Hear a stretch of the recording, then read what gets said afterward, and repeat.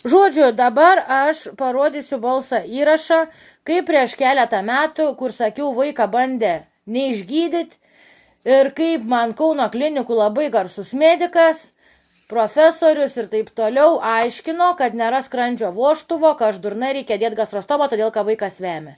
O po to buvo rastas refliuksas kitam skyriui ir paskirti vaistai. Dabar leidžiam. Tai per burną jis ir lygiai taip pat išvemia. Tai prie ko čia gastrostoma, kai skrandis nėra pažiūrėtas? Tai kame esmė, jeigu jis nori, valgo, nuryja, bet kažkas ar neįsisavina, ar atsisako. Tai kame esmė? Bet tai buvo visada. Mes visiems daktarams sakėm. Nu, kam gastrostoma nepatikrinus skrandžio? Ką reiškia patikrinti skrandį? Endoskopija niekada nėra daryta. Gal neužsidaro skrandžio vožtuvas.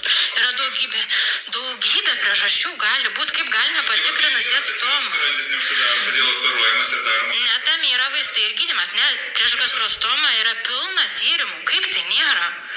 Kaip tai nėra? Jis nėra tikrintas, jo skrandis niekada, jisai valgo būdį. Aš sakiau, nesiklauso niekas.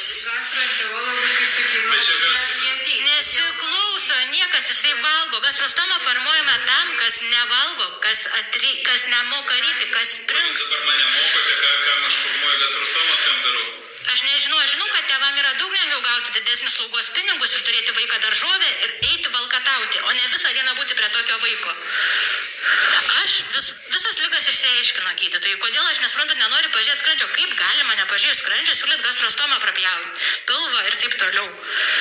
Todėl, kad nieko nematysi. Kodėl? Todėl, kad nieko nematysi. O kaip randamas skrandžio vožtuvas, kuris neužsidaro? Jo nėra.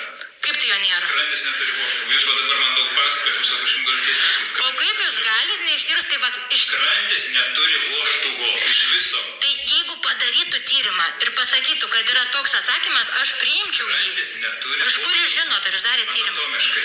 Nu, Nei pas vieną, nei pas jūs nėra skirtų. Tai o kodėl šitaip Kauno klinikose nustatė tokią diagnozę, duoda vaistų išgerti 20 minučių prieš valgį, vaikas pavalgo, turi valgyti kas 2 valandas ir nebevėmė, nors visą laiką vėmė kaip mano vaikas po maisto. Nėra visokių. Jelenos Melnink vaikas. Nu. Suprantate, kai pradeda apie išsilavinimą aiškinti, kas... Gerai, supratau. Tai žinokit, yra labai sunku. O kodėl, jūs man paaiškinkit, kaip išsilavinimo, kodėl ištisai vemiant nereikia ištirti skrandžio? Ne, tai dabar nediskutuokim, į tą padarys gydantis daktarai. Gydantis daktarai nuo spalio 13 nekviečia gastroenterologo. Todėl, kad žinot, kas yra, kad, jūs paėmė skrandį, kai padaro, kaip aš iš gastroskopio, tu ten gali pamatyti, yra uždegimas ar yra opos. Viskas. Jeigu jisai opų neturi, viskas. O jam buvo dabar pamatyti. Tai norit pasakyti, nėra buvę tokio atveju, kad vaikas išvėmė maistą ir jūs sutvarkot, kad jis gali valgyti? Yra? Ne, tai Operuot darom O kas padarys, kad gastrostoma, taip, jūs įdėsit tai, kad taip, o triedimą, jis triedžia, lygiai taip pat kaip vemia vienu metu triedžia. Kas, iš šiknų išstatysit vamzdį, kamštuką uždėsit, jis lygiai taip pat vemia. Jis lygiai taip pat vemia ir triedžia vienu metu, tai gastrostoma yra visiškai neišeitis. to į priekį nespręskim dabar. Jis dabar jau kaip vemia, kas čia? Čia todėl, Leivės, taip, gaudingas. O ką daryti, kai jis dabar nevemtų? Vaistų nuo pykinimo gausis. Va, kadangi chirurginės ūmios patologijos, kaip suprantu, nėra. Daktaras man vadovai visai nuėsta, tie spazmai nebesurimina. Tai per burnytę nieko neduosim, duosim nuo pykinimo ir vaistų ir toliau viską lašinam į veną.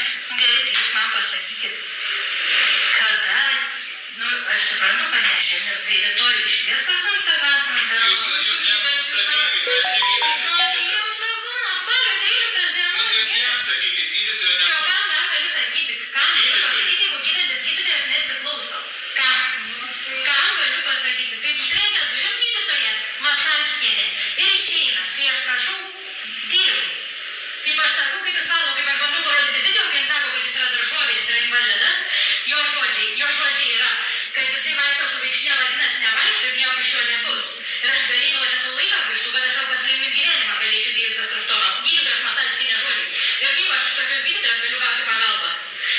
klausiu, kur dar kreiptis.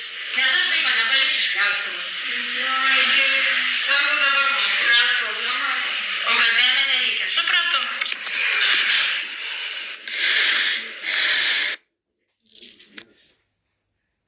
Tai va, žodžiu, man liepia dėt gastrostomą, aiškina, kad nieks dėl vėmimą ir viduriavimą skrandžio tyrimų nedaro, tik dėt gastrostomą.